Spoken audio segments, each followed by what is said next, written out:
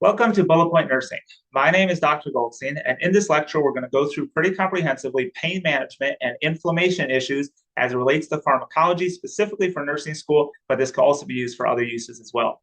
So let's start off by talking about pain management by beginning with non-pharmacological interventions. I want to point out very clearly, any patient who you are treating for pain management should also, in addition, be offered non-pharmacological interventions. There's too many of those to list. You have everything from changing the patient's bed sheets, turning on some music, calling their child, opening a window, et cetera, et cetera. But do keep in mind, just because a patient's getting a strong medication for pain doesn't mean we don't need to also give them non-pharmacological pain management. So let's start with our opioids. I do want to clarify one point before we go any further. You're going to hear the term narcotic used in other lectures. Narcotic has a little bit of a vague definition because sometimes people use it interchangeably with controlled substance. Sometimes they use it interchangeably with opioids. I'm not going to use it at all. I just wanted you to be aware it doesn't have that clearly defined definition. So just double check when you hear that term, especially if it's for test purposes. So the first class of drugs we're going to talk about are the opioid agonists. These are our opioids. The drugs over here are fentanyl, hydromorphone, morphine, codeine, and there's so many more. How do these drugs work? They activate the opioid receptor. What do we get when we activate the opioid receptor? We get a reduction of pain, and we get a little bit of depression of the central nervous system. What do we use this for? Obviously, we use it for pain management. We do have one of the opioids, which is codeine, which is not specifically used for pain management. It's used to reduce a cough. And we're going to talk when we get to GI. There's also technically a second one that's used to treat diarrhea. And we'll talk more about that in just a second. What are the side effects of this drug? The side and adverse effects, first we have respiratory depression. So make sure you're assessing the patient's respiratory status prior to administering this medication. And really important, especially in real life nursing, when you're monitoring a patient who's receiving opioids, to constantly monitor the patient's respiratory depth. Because if the respiratory rate drops, presumably you have them on the monitor and the monitor will start beeping if the respiratory rate gets below 12. However, the respiratory depth dropping is much more subtle, and it's on you to figure that out, because if their chest rise is barely moving anymore, even though it's still moving 12 times a minute, and the monitor shows a respiratory rate of 12 and you're happy with that, if their chest is barely rising, then really they are not having good respirations, and you need to pick up on that. Another thing is that this often causes constipation. Sometimes we'll treat the patients with a medication for that, but at least we're going to monitor and see and educate the patient that this does cause constipation. Like I said, in GI, we're going to learn that we can actually use these to treat diarrhea because it causes constipation. Nausea is a little bit of an interesting one because it used to be every time we gave a patient IV opioids, we always gave them something like Zofran on Dancitron along with it to treat the expected nausea. That's really not the standard of practice anymore nowadays. Unless a patient has a reported issue with taking opioids in the past or they're already nauseous, then we would give them nausea medication. Otherwise, we give patients opioids, and if they develop nausea, that's when we would give them some nausea medicine. This medication can also cause CNS sedation, CNS depression, as well as constricted pupils. This is a controlled substance. It's a Schedule II. It does have a black box warning, which is the same as all controlled substances of risk of abuse and dependency. This one also specifically should be avoided with alcohol because that can cause that extra CNS and respiratory depression. Now, sometimes schools will teach you naloxone as its own drug class, naloxone, which is Narcan. So that's an opioid antagonist. How does it work? Well, if you give it to a patient that has no opioids in their system, then that patient will have no issues and no effects from taking naloxone. However, if you give it to a patient that does have opioids in their system, they're positive for it, they will experience that the opioids will immediately cease to work. So what's going to happen? Well, if it was causing the respiratory depression, it will fix it. If it was causing CNS depression, it will fix that. However, if it was causing euphoria or something like that, it will also make that go away. Keep in mind, this could easily put a patient into full-on opioid withdrawals. They could get the headaches, the tremors, the nausea, the shaking, the sweating, all of those unpleasant experiences that come from opioid withdrawal. This may stimulate the patient to start to experience that. Also, keep in mind, we don't give this to every patient who's under the effects of an opioid. If a patient comes in and let's say they admit that they just took some heroin 2 hours ago, that doesn't mean we're going to give this to them. We give this to them specifically when we're trying to reverse respiratory and or CNS depression. Next, we're going to talk about combination medications in terms of opioids. We do have a few of those. We have Norco and Vicodin, which are a combination of acetaminophen and hydrocodone. And we have Percocet, which is a combination of acetaminophen and oxycodone. The big advantage to these, at least on paper, is that by giving a patient acetaminophen with their opioid, we could give them less opioid. And the idea was to give them less opioid. However, there is a growing concern about, yes, we're giving them less opioid, but we're giving these patients a lot more acetaminophen than they ever would have needed otherwise. And acetaminophen is pretty toxic to the liver, especially on a long-term basis or on a high-dose basis. So for that reason, the risk-reward is starting to become questioned, but that is still perfectly appropriate. So you will see that in practice. Just keep in mind, for a patient, especially if they have a high AST/ALT, history of liver, history of alcoholism, which puts them at risk for liver issues, this may not be the best suggestion. Next, we have tramadol. This is a little bit of a funny one because some textbooks you'll see will put these as an opioid and some will put them as a non-opioid. I'm not going to get in the middle of that fight. I'm just going to mention that fight and leave myself out of it. Next, we have that I want to emphasize that pain is subjective. Every single time before you treat a patient's pain, you're always going to do a pain assessment beforehand and a reassessment afterwards at an appropriate time. So if you gave them IV pain medication, maybe 15 minutes later. If you gave them PO medication, maybe 30 minutes later. But at an appropriate time, you're going to reassess their pain. However, when you document a patient's pain, it is subjective. You have to document what the patient tells you. If you walk into the room and a patient says it's the worst pain of my life, 10 out of 10, you document. Patient said 10 out of 10. If the patient happens to be drinking a Diet Coke and eating a bag of chips while they say that, then you can put in your notes, in your nursing notes, patient appears in no distress or minimal distress and is eating a bag of chips and drinking a Coke. That's perfectly fine. But what the patient said absolutely has to guide our treatment. Next, I want to talk about PCAs, which is patient-controlled analgesia.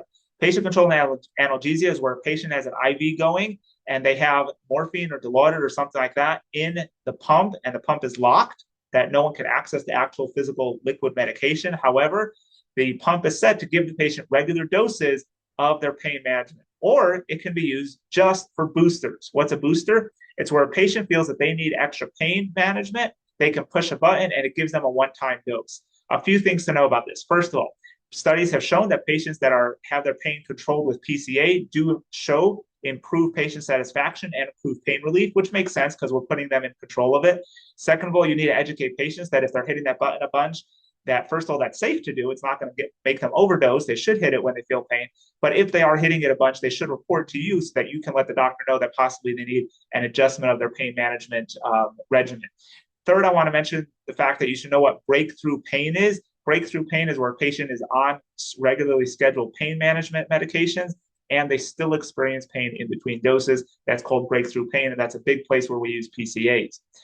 Sometimes you're going to have a patient that refuses their medication. Now, this can happen in one of two settings. One is, let's say a patient has a broken arm and they're offered a prescription for Norco for the next 5 days, and the patient says, no, I'd really rather, is there something you could give me, maybe some 800 ibuprofen or something like that. In that case, it's perfectly appropriate. We know patients are concerned about opioid addiction, and there's nothing further you need to do there other than try to accommodate the patient's request. However, in a different situation, if let's say a patient comes in with crushing chest pain and they're diagnosed with a heart attack, with an MI, and the patient is ordered to get morphine or Dilaudid, if that patient refuses the medication, again, for the same reason, they're concerned about addiction, I would say it is your responsibility to first try and educate this patient and try to see if you can talk them into, not really talk them into, but at least explain to them that an appropriately prescribed opioid dose has extremely minimal risk of causing what they're concerned about, of causing addiction. Not only that, in the example I gave of a patient experiencing a heart attack, not only will you giving them that morphine help their pain go away, because pain stresses the heart, in that specific case, you're actually not only improving their pain, you're improving their overall condition. It is really imperative for you to try to educate patients that even though there certainly is the risk of addiction, when they're taking it perfectly as prescribed, when it was appropriately prescribed, there's really very, very minimal risk that the patient should be concerned about. Next, I want to talk about MAT. MAT is medication-assisted therapy, and this is where we use opioids to treat patients that have addiction. So patients that are addicted to opioids have two issues going on when they try to come off of their opioids. Number one is that they psychologically crave that addiction, that euphoria, that high. Second issue is physically. Their body physically craves that opioid. Think about it in terms of someone that has their coffee every morning. Their body is used to caffeine, and when they don't have that caffeine, they literally have physical symptoms. They may be irritable, etc. So same thing here. When a patient comes off opioid, they experience two separate problems. They have the psychological need that they really want that high, and they have the physical that their body feels sick without it. Their body will give them nausea and tremors and agitation and headaches and so many physical unpleasant symptoms. So this makes it all that much harder in order to come off of opioids. So what do? We try to separate the two problems out. How do we do that? We give the body an opioid that doesn't make them high. It doesn't give them euphoria, but to the body, it's an opioid just like they're used to, whether it's heroin, whether it's oxy, whether it's Vicodin, whatever it is. So what happens? The patient gets an opioid, and the opioid we're talking about is methadone or buprenorphine with naloxone. They get one of these medications. The body gets its fix. The body has an opioid in its system. The body's happy, but the patient does not get a high. So since they don't get that euphoria, they have to go through the psychological withdrawal, the wanting, that craving, that euphoria. Once they overcome that, or at least make significant progress with that, then we would start to slowly take them off this medication. But at least while they were going through that craving for that high, they didn't also have to bear with their body being sick as a dog. We got to separate it out. Hopefully that made sense. If not, go ahead and rewind that a little bit. But the medications we're talking about here, methadone is the first one. Methadone is an opioid. It can be used for pain, but primarily it is used for opioid use disorder, OUD. And again, like I said, it doesn't really give patients that euphoria. It primarily gives patients physically, their body thinks that there's an opioid in there because there is, but since they don't get that euphoria, they can start to go through psychological withdrawal, hopefully with success, and then eventually go through the physical withdrawal. In addition to methadone, which is an opioid, we do have opioid agonists, antagonists, and I'll give you a heads up. I have seen some textbooks that put methadone in this category, but I didn't. The drug over here would be buprenorphine, and buprenorphine is also available with or without naloxone. This is a partial opioid agonist, also known as an opioid agonist antagonist. Almost exclusively, we use this for opioid use disorder. This is a controlled substance. It is an opioid. And again, this is part of medication-assisted therapy like we talked about. Next, I want to talk about neuropathic pain just for a second. Neuropathic pain is where a patient experiences pain, but it's pain stimulated by the nerves themselves. It's not just the nerves carrying the signal like the normal process. Neuropathic pain, where the nerves are stimulating that pain, is treated differently. Yes, it can be treated with an opioid, but that wouldn't be the correct standard of care. The correct standard of care is to use an alternative option, such as a TCA we sometimes use, an A2 agonist like clonidine, or an anti-epileptic, a seizure medication like topiramate, or SNRIs like duloxetine. Some of these drugs are used for neuropathic pain. Again, I'm not going to go into that here. We'll talk about each one of those drugs as they come up throughout pharmacology. Moving on from pain, let's talk about headaches and migraine. So the first class drug we have for a patient experiencing acute migraine is going to be the serotonin 5-HT agonist, much more commonly known as triptans. The triptans include sumatriptan, zolmitriptan, rizatriptan, and more. How do these work? They cause cerebral vasoconstriction and a reduction in peripheral inflammation. So what does that mean? If a patient is having a migraine or an acute cluster headache, this medication will minimize the amount of blood flowing through the brain. Why is that a good thing? Because, and one way to picture this, and this is not exactly what goes on, but it's a great way to conceptualize it, is in our brain, we have the skull, we have a fixed capacity. If I pull some of that blood out, if I make the vessels a little bit smaller, it sort of gives the brain a little bit more room to breathe, so to speak. So it helps to reduce the migraine. A common side effect of this medication is some sort of chest heaviness that you should educate patients about. Also tell the patient to take this as soon as they feel their headache coming on. Don't try to be a hero. The earlier you take it, the more effective it is. This is the first line drug for an acute migraine, unless there's a contraindication, which we'll get to in a second. This medication is known that it can cause rebound headaches if it's not used appropriately. We don't want patients using this too much. In fact, we put a pretty hard limit on it of 9 doses per month. And if a patient's needing more than that, then instead of using this, which is a PRN, which is you get sick, we give you medication, we sort of switch strategies if they need more than 9 doses a month. And we go towards a preventative strategy, which we'll talk about next, of where the patient just takes a daily medication instead of waiting until it comes on and then taking the medication. This is known that it can cause serotonin syndrome if it's taken with other serotonin medications. If a patient does get to experiencing that, we would possibly treat it with a beta blocker. I don't know that you really need to know that at the RN level, but I did go ahead and throw that in here. Some clear contraindications for this are patients that have cardiac disease. They may need this cleared by their cardiologist. And patients that have uncontrolled hypertension, that's a pretty clear contraindication to using this medication. Now, this is the first line drug for an acute migraine. However, we do have 2 other drug classes that are commonly used for acute migraines. One is ergoalkaloids. That's its own drug class. I'm not going to get into it because I don't think there's a whole lot that you'd be tested on or that you see even on the NCLEX or anything like that. So I didn't go further into it than here. I just want you to recognize it. And same thing, another class I'll talk more about in a second are the CGRP inhibitors. That's another class that can be used for an acute migraine. Again, all of this so far is for an acute migraine. Other medications you may see used off-label would be magnesium infusions, also for use for this. Now we get to what I mentioned, what I referenced earlier. Sometimes patients will have migraines that are more than just the 3 or 4 days a month. They're getting them 10 plus days a month.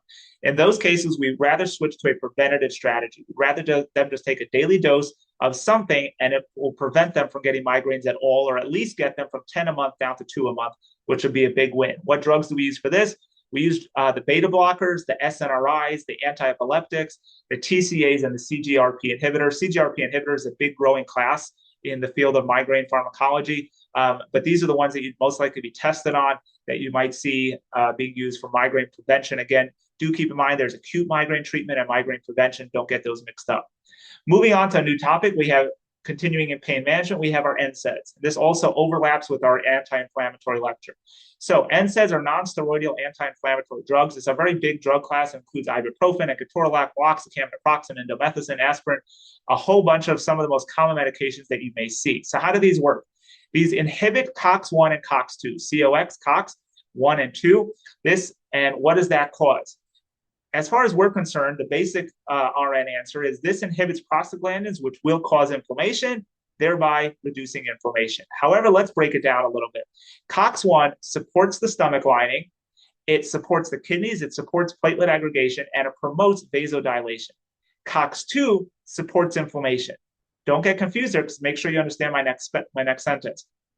Giving a patient NSAID blocks everything I just said. So blocks COX-1 from supporting the stomach lining. It blocks COX-1 from supporting the kidneys. It blocks COX-2 from causing inflammation. And again, really in most cases, we're giving it for that last one, that inflammation. We want to block that inflammation. That's why it's an anti-inflammatory. When do we use this? We use this for tons of different things. It really boils down to one of 3 indications: inflammation, pain, or fever, because it's anti-inflammatory, it's analgesic, and it's antipyretic. Aspirin specifically as a fourth indication, that is to prevent platelet aggregation.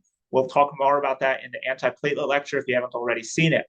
Also keep in mind, because it can cause that antiplatelet aggregation, meaning the patient's more at risk for bleeding, you should be sure to stop this drug if they're taking it daily before major surgery, and especially before childbirth. These drugs do have a black box warning. They can cause GI bleeding. They can also cause adverse cardiac effects. Why can they cause GI bleeding? We'll talk more in detail about it in the GI lecture, but the 2-second version is because COX supports the stomach lining. By me blocking it, the stomach lining weakens. Because the stomach lining weakens, the gastric acid can cause an ulcer. The ulcer can cause GI bleeding. 3 of the medications that I have listed here, meloxicam, indomethacin, and ketorolac, are by prescription only. I do want to throw one more thing out here in case you do need to know this. Especially in real life, if you work in the ER or in nephrology, ketorolac is very often started as a IV or IM medication, and then, or almost always IM, and then it's switched over to PO medication. Just so you know that, very often with ketorolac, we'll start the first dose or 2 systemic IV IM, and then we'll switch them to give them a prescription for PO for the next 5 days or whatever it is. We talked already about the side effects. Aspirin is not to be used in children under 18 years of age due to the risk of Reyes syndrome. Fortunately, Reyes syndrome has pretty much disappeared because the public has been so well educated to not give this to children under the age of 18. NSAIDs are also available through many, many different routes. A bunch of them are IV or IM, PO, etc. There is a subclass. I put it as its own class, but usually this is treated as a subclass. This is the COX-2 only inhibitors. And there's only one drug in the US that falls into this category, and that's celecoxib. In Europe, there's one other. But over here, we have just celecoxib, which is Celebrex. This blocks COX-2 specifically. It doesn't block COX-1. So what does this do? It gives me the benefit of blocking inflammation, but it doesn't give me the adverse effects, such as the not supporting the stomach lining, etc. So that on the face of it sounds really good. Why don't we always use a COX-2 inhibitor? And the main reason for that is because this has an even higher risk of cardiac issues than the regular COX-1 and COX-2 inhibitors. So for that reason, we don't use this a whole lot. The main place we use this is for someone taking a long-term daily NSAID, which is never ideal. But if we do get in that situation, such as chronic rheumatoid arthritis, where the patient might be taking it long-term, in those cases, we do prefer to go ahead and put the patient on a COX-2 inhibitor versus a COX-1 and 2 inhibitor. And it does have that benefit, like I just mentioned, of less risk of GI issues. Next, let's move on to Tylenol or acetaminophen. The drug class here is a central acting antagonist. The mechanism of action is not fully understood, but it does inhibit COX in the central nervous system. However, 2 important things to keep in mind. While it does inhibit COX, it has 2 major differences from NSAIDs. One is that it has no anti-inflammatory properties whatsoever, so it's not going to reduce inflammation. And second of all, it's not going to have that negative GI effect. So again, even though it does inhibit COX, it doesn't have two of the very basic things that we did just discuss that COX does. However, let's keep going. This medication, when taking it, you should avoid alcohol and other hepatotoxic substances.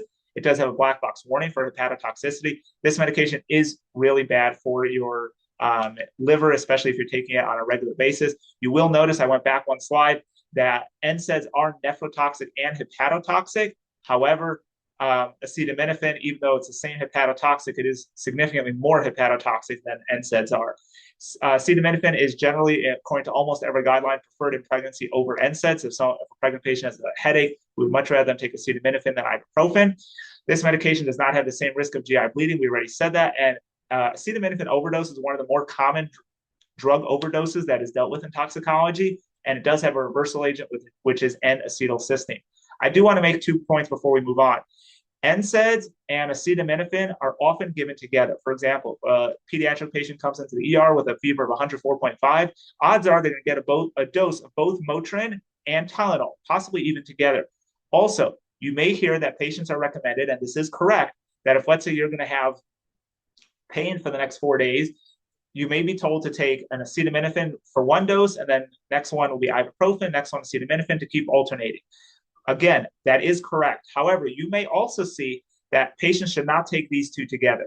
That one is not so correct, but I have seen that in some textbooks. I do want to point that out, that you'll see that acetaminophen and ibuprofen shouldn't be taken together. In real life, we absolutely do that all the time.